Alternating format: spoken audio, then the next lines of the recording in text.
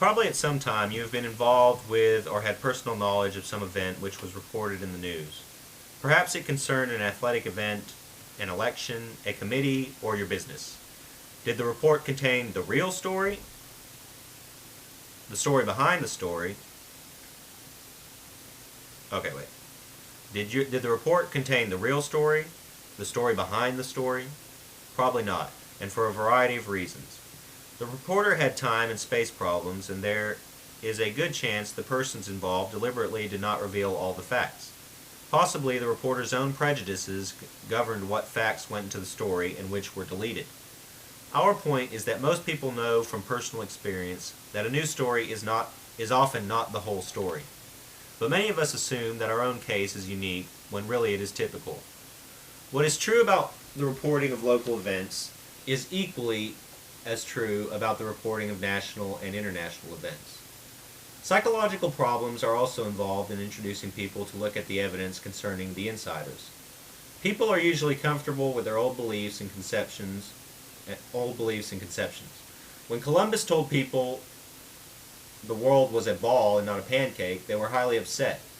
They were being asked to reject their way of thinking in light of a lifetime and adopt a whole new outlook.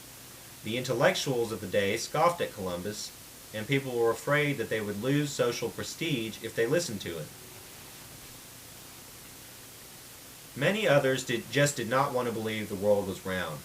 It complicated too many things, and typical flat earthers had such a vested interest involving their own egos that they heaped abuse upon Columbus for challenging their view of the universe. "Don't confuse us with facts. Our minds are made up," they said. These same factors apply today because the establishment controls the media. Anyone exposing the insiders will be the recipient of a continuous fusillade of invective from newspapers and magazines, TV, and radio. In this matter, one is threatened with loss of social respectability if he dares broach the idea that there is an organization behind many of the problems currently racking America. Unfortunately, for many people, social status comes before intellectual honesty. Although they would never admit it, social position is more important to many people than is the survival of freedom in America. Ain't that the truth? Johnny, read that again. If you ask these people which is more important, social respectability or saving their children from slavery, they will tell you the latter, of course.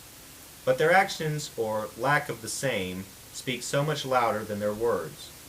People have an infinite capacity for rationalization when it comes to refusing to face the threat to America's survival. Deep down, these people are afraid they may be laughed at if they take a stand, or may be denied an invitation to some social climber's cocktail party. Indeed, instead of getting mad at the insiders, these people actually get angry at those who are trying to save the country by exposing the conspirators. One thing which makes it so hard for some socially minded people to assess the conspiratorial evidence objectively is that the conspirators come from the very highest social strata. They are immensely wealthy, highly educated, and extremely cultured. Many of them have lifelong reputations for philanthropy. Nobody enjoys being put in the position of accusing prominent people of conspiring to enslave their fellow Americans, but the facts are inescapable. Many business and professional people are particularly vulnerable to the "don't jeopardize your social respectability" pitch given by those who don't want the conspiracy exposed. The insiders know that if the business and professional community will not take a stand to save the private enterprise system, and the socialism through which they intend to control the world will be inevitable. They believe that most business and professional men are too shallow and decadent, too stratus conscious, too tied up in the problem of their jobs and businesses to worry about what is going on in politics. These men are told that it might be bad for business to jeopardize their government contracts if they take a stand. They have been bribed into silence with their own tax monies.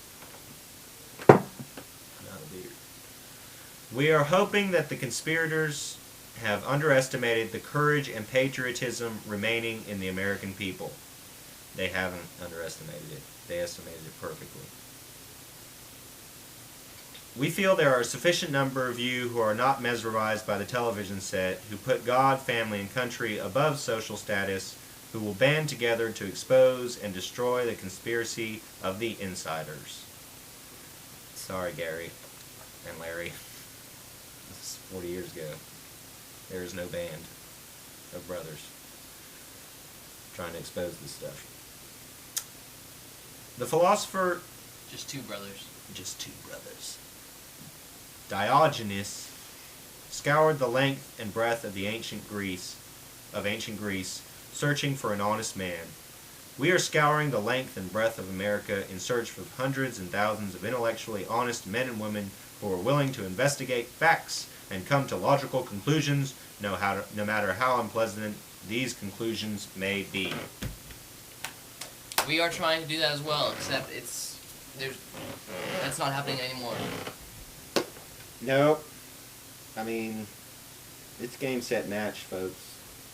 The insiders and the people the insiders work for, they got this culture on lockdown right now. We can barely think our own thoughts.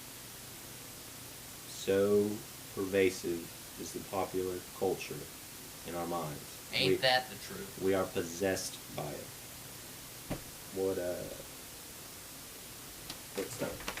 We got 2 minutes. 2 minutes. So we finished the first chapter. This will be a 1 through 4 episode on YouTube.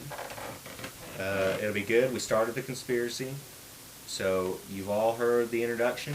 So digest it, ponder it, and then come back for more when you're ready.